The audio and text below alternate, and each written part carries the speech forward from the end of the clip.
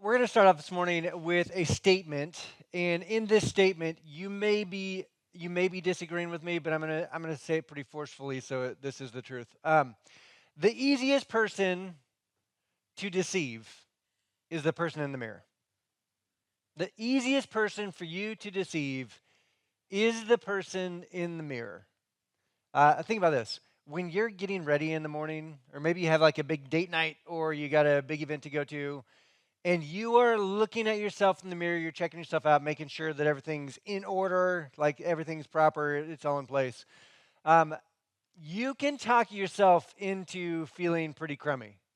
Like you can look at yourself in the mirror and be like, all you see is the flaws. All you see are the things that you wish you didn't have, the adjustments that you would make, the things that you don't have time to deal with right now.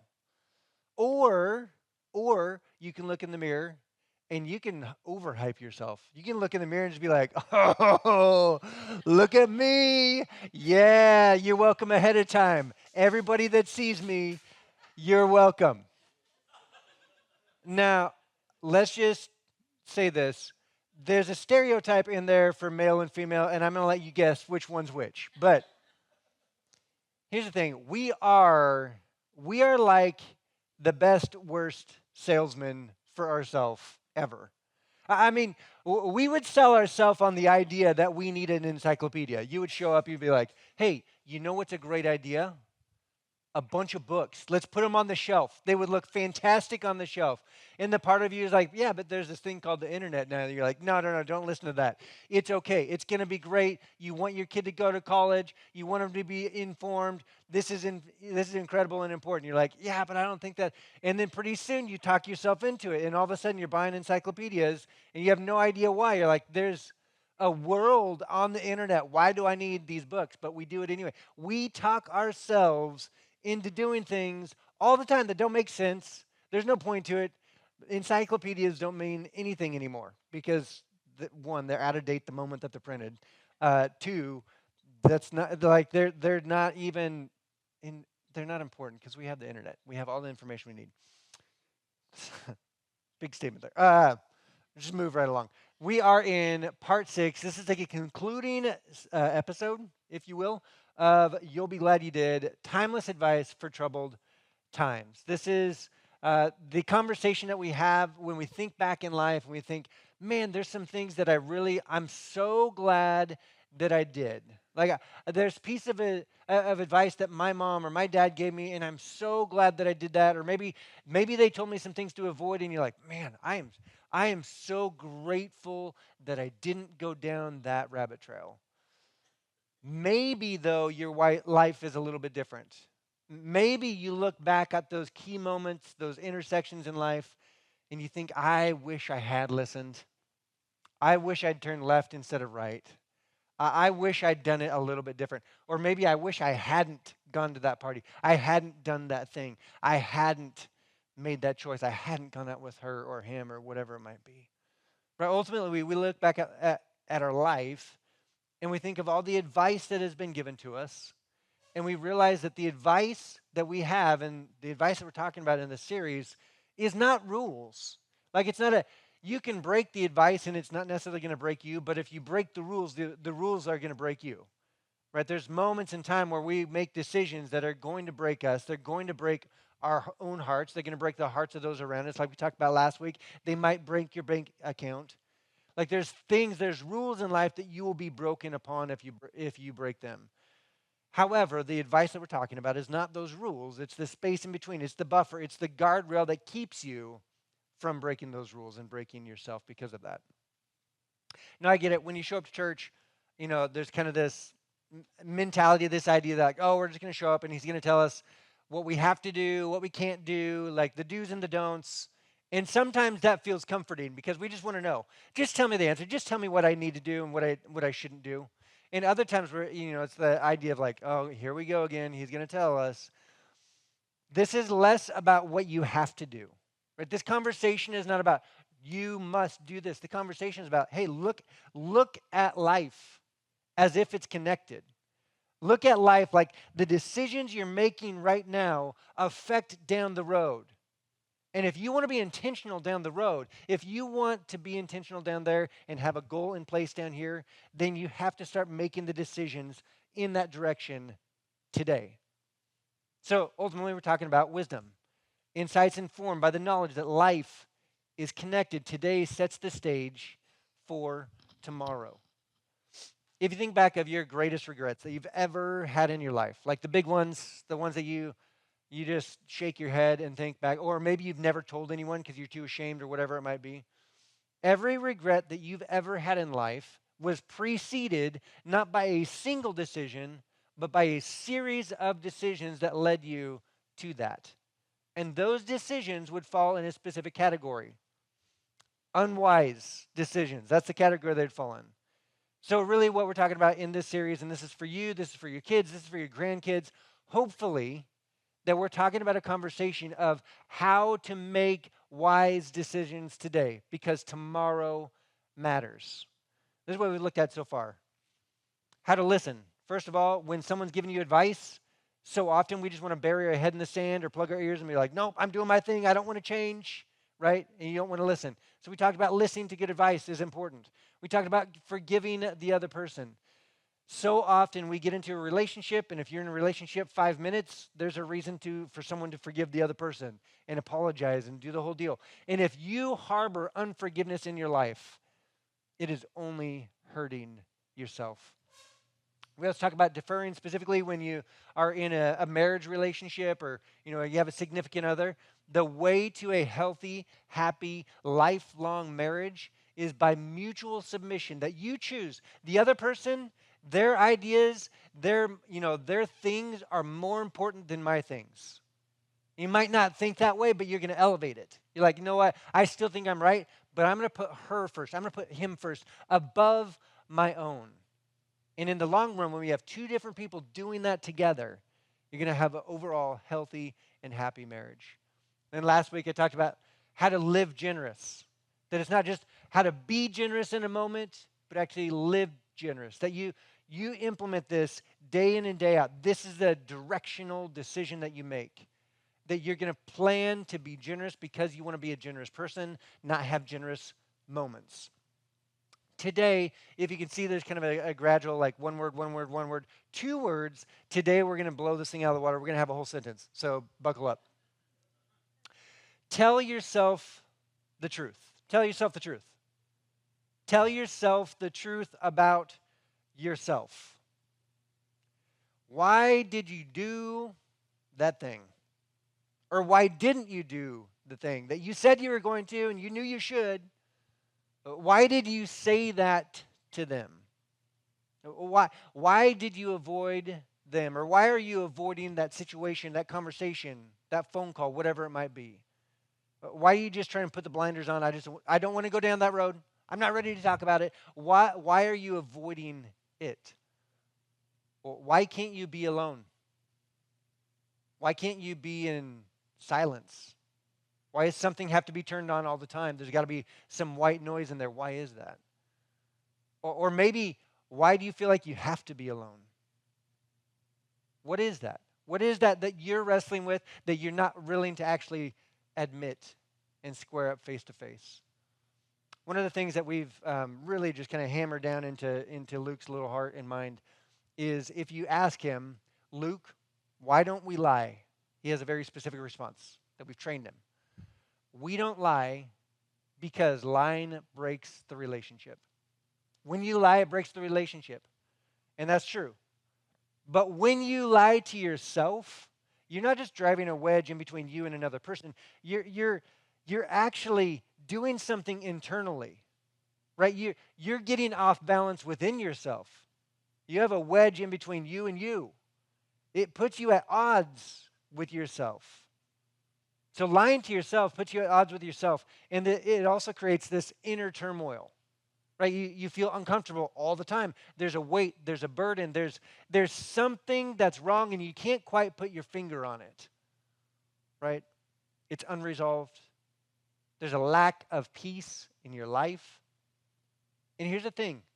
you might have sold yourself on it. I mean, you had the conversation, you discussed it, you went through every single point by point by point, and you knew why you're making this choice. You justified it to the degree that you finally bought what you were selling. But in your heart of hearts, even though you bought the thing, the idea, the premise, you know.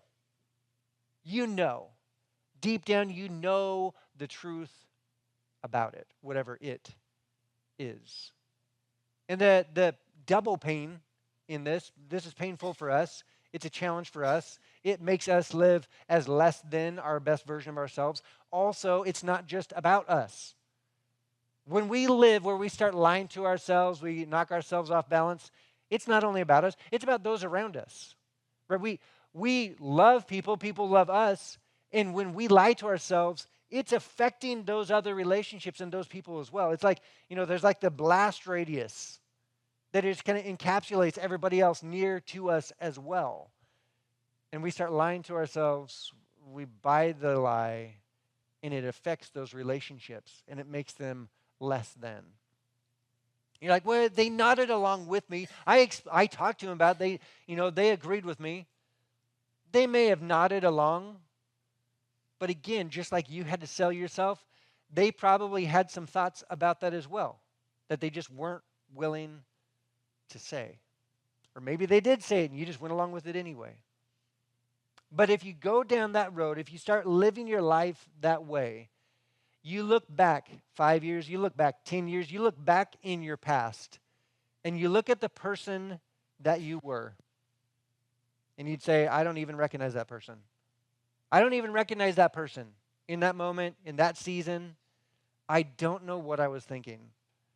You might be embarrassed. You might be disappointed. There might be this reality that you are living in a shadow in certain aspects of your life, but that shadow also affects everything else around you as well. Right? You're trying to lie to yourselves and stay in the darkness. And that is not a great place to live. That's not a great place to function. You're not healthy in that moment. You're continuously, constantly trying to maintain a lie, which is exhausting. And you might not even think it's a lie, but that's that thing that you've agreed, and you're just like, it's just so tiring to try to figure out how to carry this burden. It's unhealthy, to say the least. It undermines the very things that we care about, or the things that we care about the most. So, with all of the wisdom that I have, stop it. I wish it was that easy. I wish it was that easy, where we could just see the thing for what it's worth and just say, nope, not going to do that. Nah, no. But that's not how life goes, right? It's way messier. It's way more convoluted. It's way more interwoven than just that.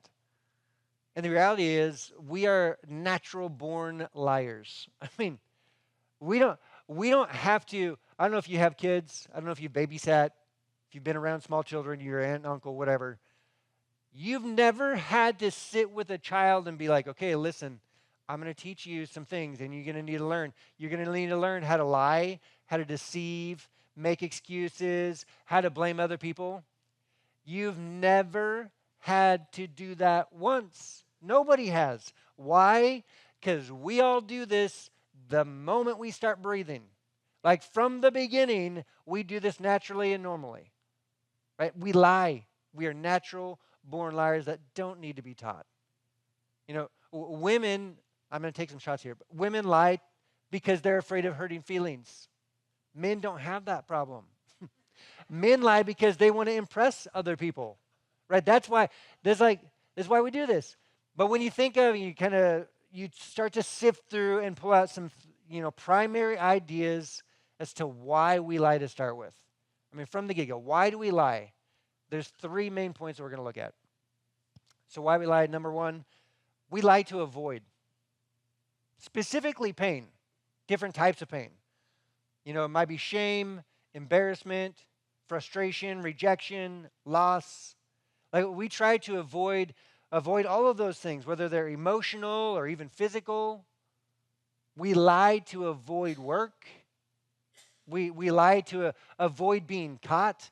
We don't want them to know about that, so we're going to lie to avoid that whole confrontation. We lie to avoid. Another reason why we lie to protect, which sounds, at surface level, that sounds honorable, which I think is why we can talk ourselves into it. Even right now, you're like, well, see, protection's a good thing, so I'm just doing the thing. You're like, wait, I'm not lying, though. I'm not lying. I'm not, right? See how easy it is for you to justify this in your own head? Like how to start spiraling down that direction. We lie to protect our reputation, to protect a relationship, to protect an opportunity that we might have. Because if they found out, then we might not have that same opportunity. If they found out, the relationship might end or it would change dramatically. We lie to protect our income, our status quo. We just want things to continue. I know it's not perfect. I know it's not great, but I just don't want to change it. I just want to continue down this road. We lie to protect the status quo. Just keep everything the same. Another reason why we lie to win. Now, some of us, this is a real big problem when it comes to game night. Like, that's a real thing. I've done student ministry long enough to know that there's even leaders that will teach their students, like, hey, this is how you bypass this rule. We lie to win, right? We like to win. We like to feel good about ourselves. We like the admiration and the respect from others. We lie to win a promotion. We lie to open a door for an opportunity and win that. We lie, we cheat to win at all costs, to prove our own worth, that we belong, that we deserve it. Can make an argument for lying to others, right? Pretty easily. To protect them. Oh, it's not about that, and we justify it. But what about yourself? Why do we lie to ourselves? Fun fact, the 3 most common lies that we tell ourselves are how much we eat, how much we drink, and how much we actually exercise. Amazing, right? But why do we lie to ourselves? Big thought. I think it's because we don't want to change. We know that if we admit the truth, it's going to require us to change directions and start to live differently, and we don't want to. Because that sounds like work. That sounds like humility. That sounds like pain. I don't want to do that. Let's just keep the thing going the direction it's going because I don't want to change. We lie to ourselves to feel better about ourselves. Is that weird? We're trying to make ourselves feel better. It's understandable. I mean, in life, we like to feel better about ourselves. But lying to us about what is good actually keep us from the good that we can do and we can become. When we lie that we are good enough, we say, no, I'm good here. That's actually holding us back from the good that hangs in the balance of a decision. Self-deception itself empowers us to avoid the change necessary in order to become a better version of ourselves. Another way to put that, lying to ourselves is actually self-rejection masquerading as self-protection. Right? We think that we're doing this in order to protect ourselves, but actually we're rejecting ourselves. Actually, the lie is saying, nope, you're not good enough. The lie is saying, nope, you can't handle the truth. You can't bear that burden. You're not strong enough. You're not big enough. You can't deal with that. And when we do this, when we lie to ourselves, we're putting ourselves at odds with ourselves.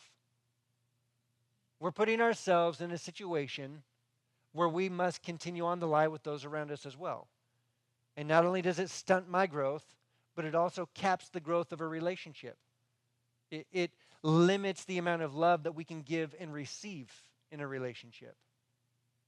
If you're in a professional setting, let's say that you're in a position where you could hire some people, and let's say you hired a bunch of people. Like you just had some positions available, you did a bunch of interviews, you hired some people, and then a couple months down the road, you found out that someone that you hired was a liar. In a professional setting, what would you do? First, you would document it so HR is happy with you. That's step number one. But then you would fire the liar, right? If you had someone in your company that was lying, you couldn't trust them, they wouldn't be at the company any longer, right? But when it comes to you, you need to fire the liar also. Like the aspect of you, the part of you that is lying needs to get fired, need to be done. No documentation required. Just do it.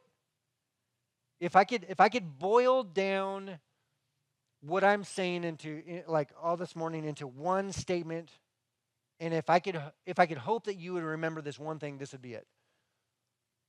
To tell yourself the truth, even if the truth makes you feel bad about yourself. Right? And that last part is really why we lie. Because we don't want to feel bad about ourselves. We don't want to change. We don't want to feel bad about ourselves. So we're not going to do that. Tell yourself the truth, even if the truth itself makes you feel bad about yourself.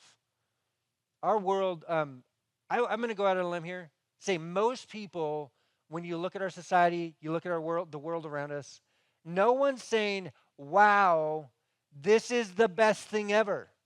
I can't believe the health that we're seeing when it comes to relationships, when it comes to spirituality, when it comes to living life, morality. I can't believe, this is amazing. No one's saying that.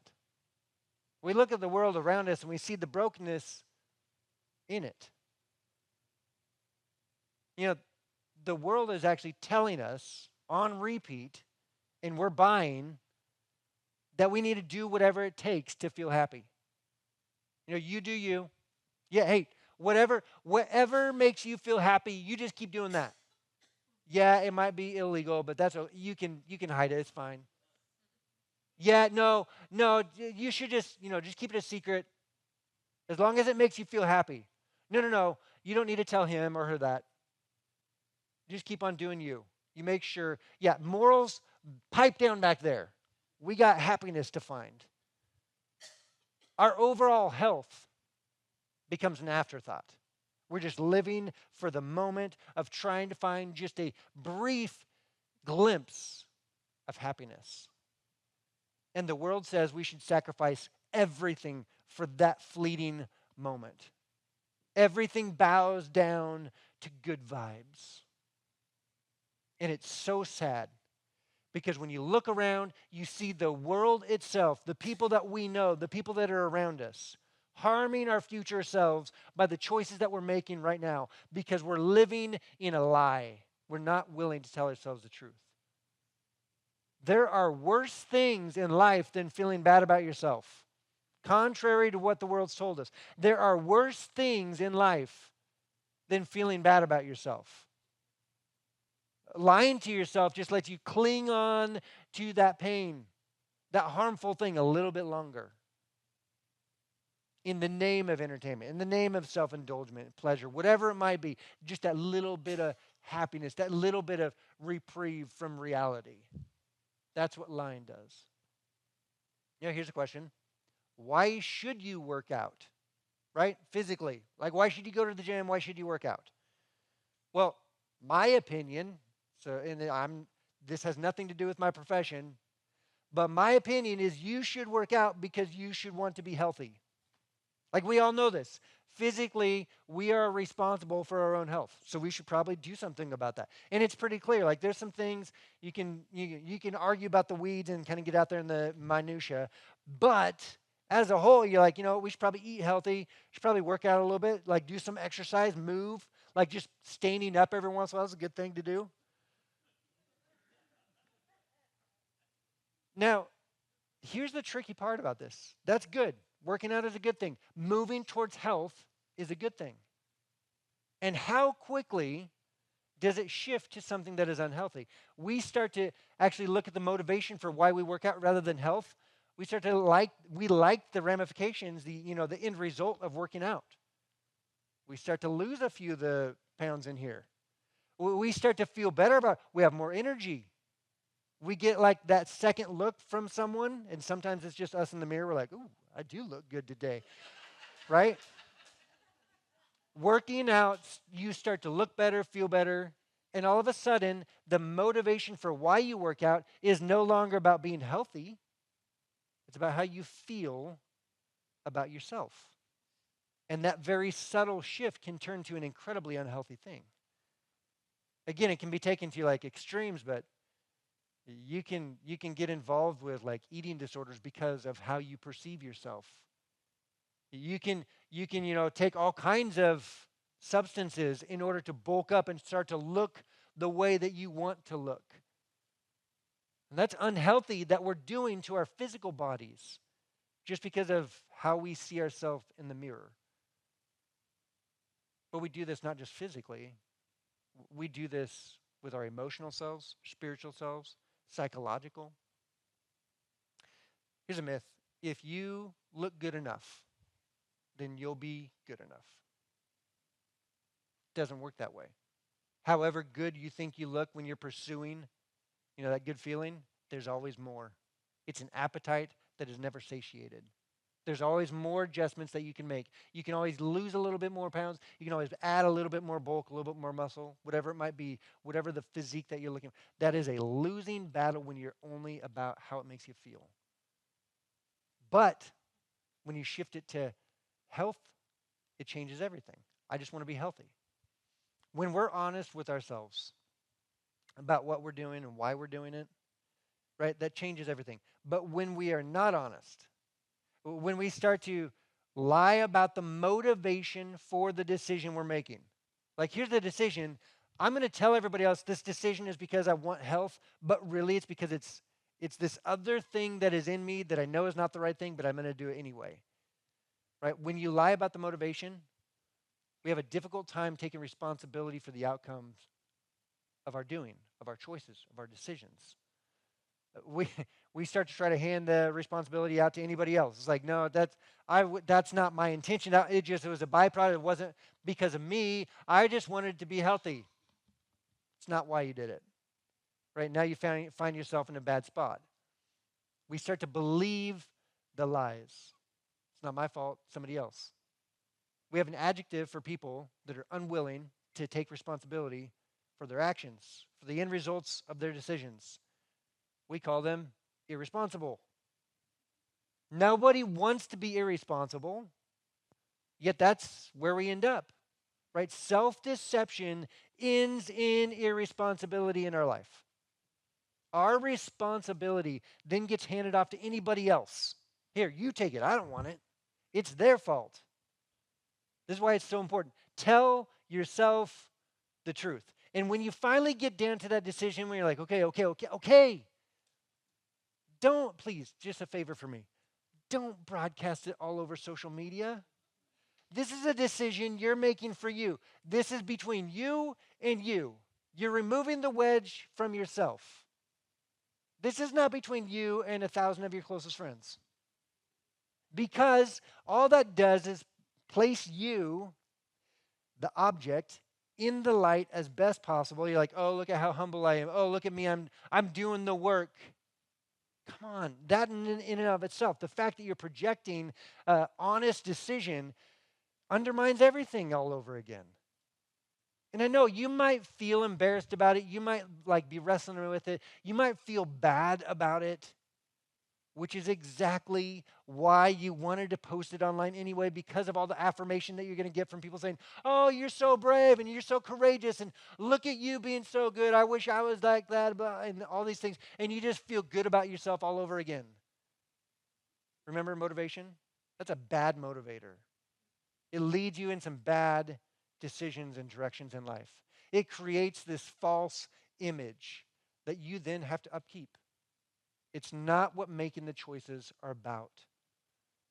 The moment that you actually start to peel back the layers of lies that you've told yourself over the years is the moment that we start to live outwardly like the person that we were created to live. But this is the moment that you become you. Not somebody else, not something else, not Instagram version of you, all dolled up and edited. Just you. And let me tell you something about you. You are incredible. God created you, and he didn't make an accident with you.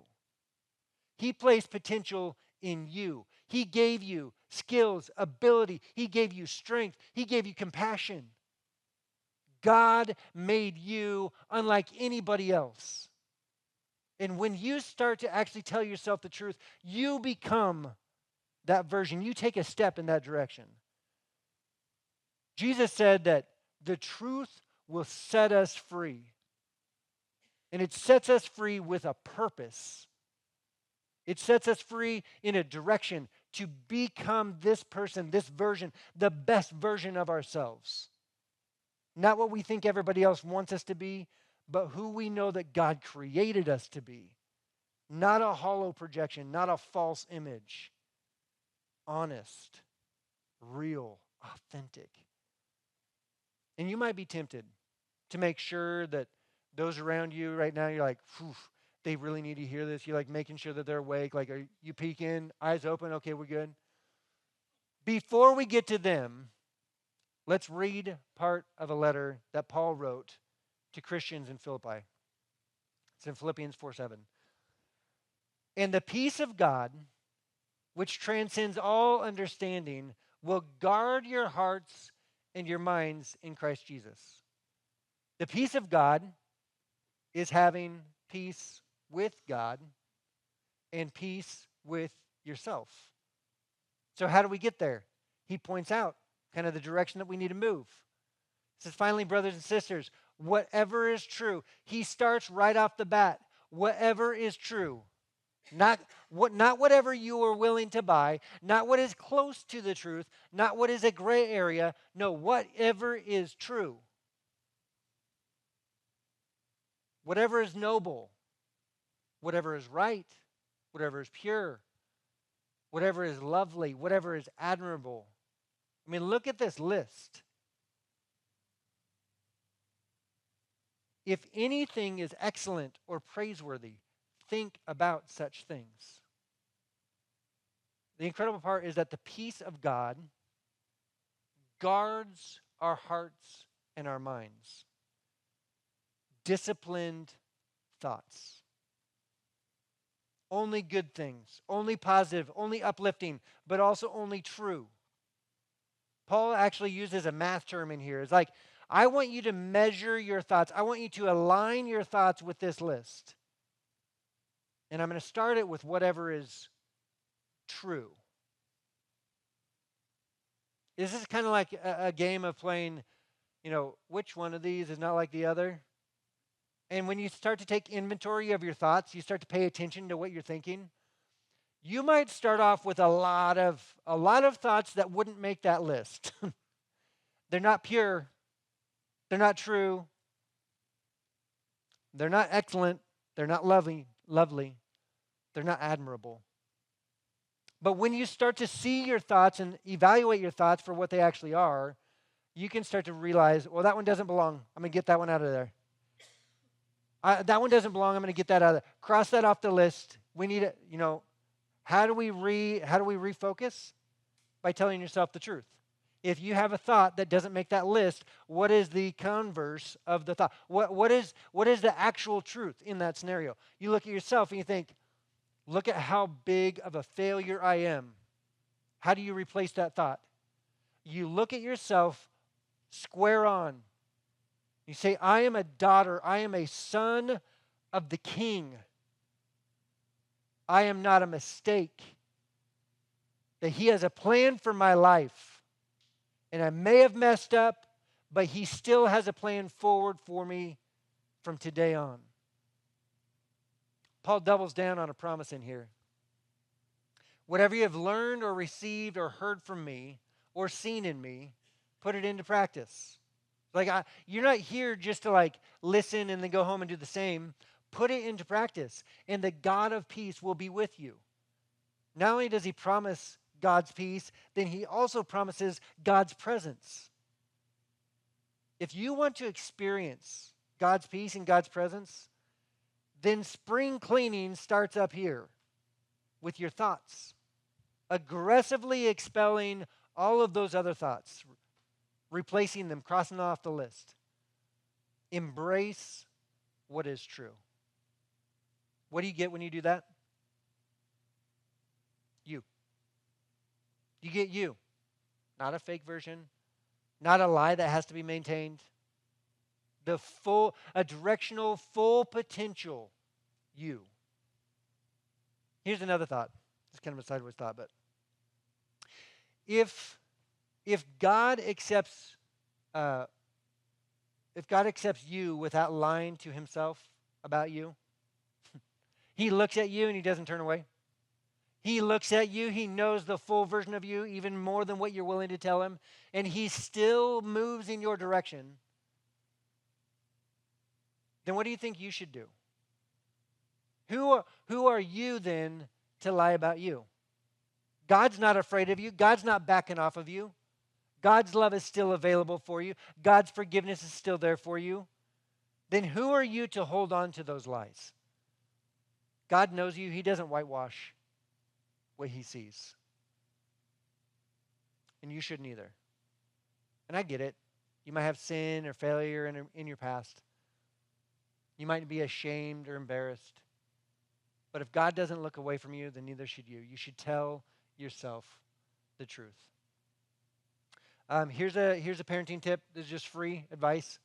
I've learned this a couple years ago that when I'm about to ask Luke a question, and I know that he might be like tempted to lie to me, I'll preempt it.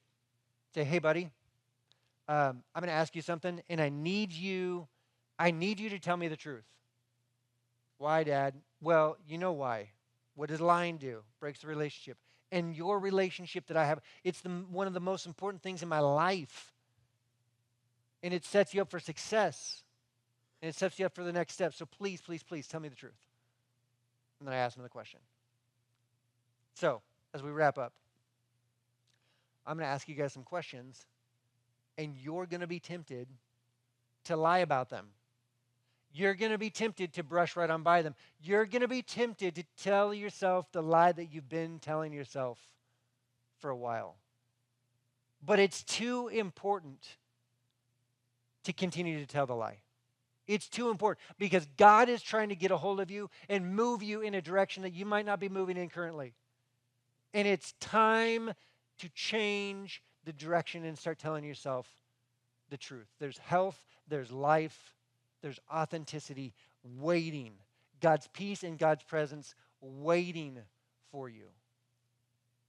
And I'm going to run through. There's a lot of questions, but some of them are going to hit you.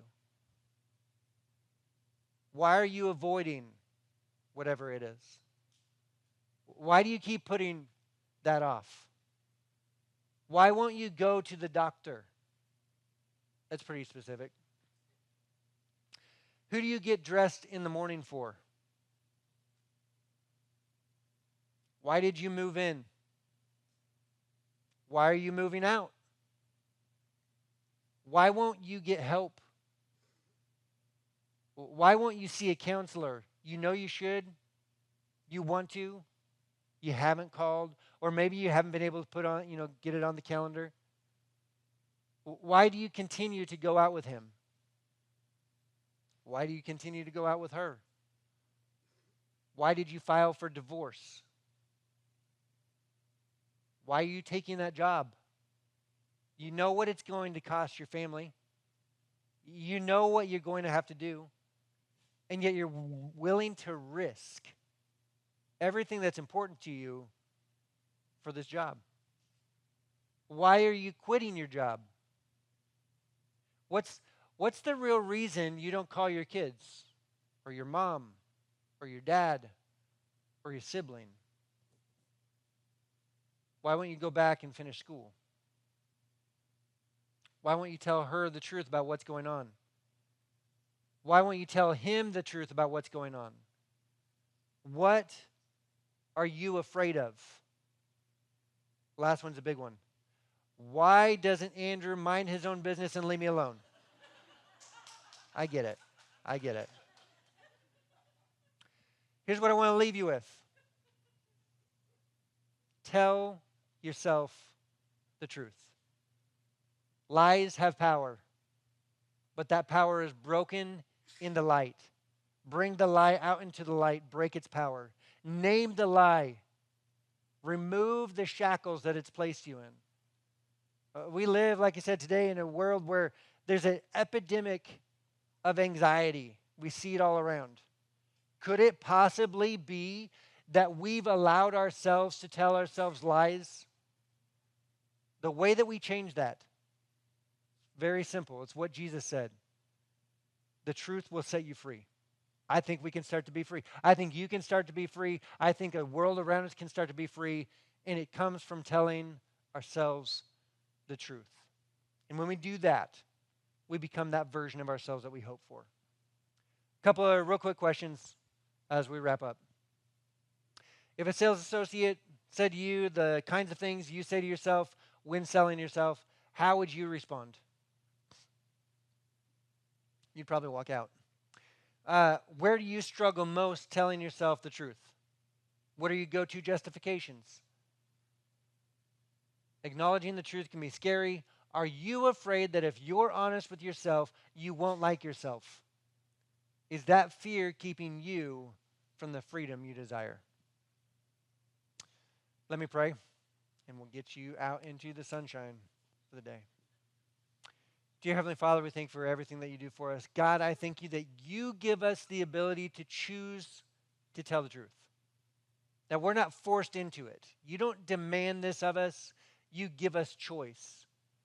And that choice allows us to deepen relationship. That choice allows us to move in your direction. That choice allows us to see how trustworthy you are. And God, I pray that you would give us, one, the insight into ourselves where we might be telling ourselves and we might be buying a lie. But two, that you would give us the courage and the boldness to change the lie to what is true, and we would live in that freedom that you're extending to us. God, we thank you that you love us first, and it is in Jesus' name that we pray. Amen. Thanks for being here with us. We'll see you all next week.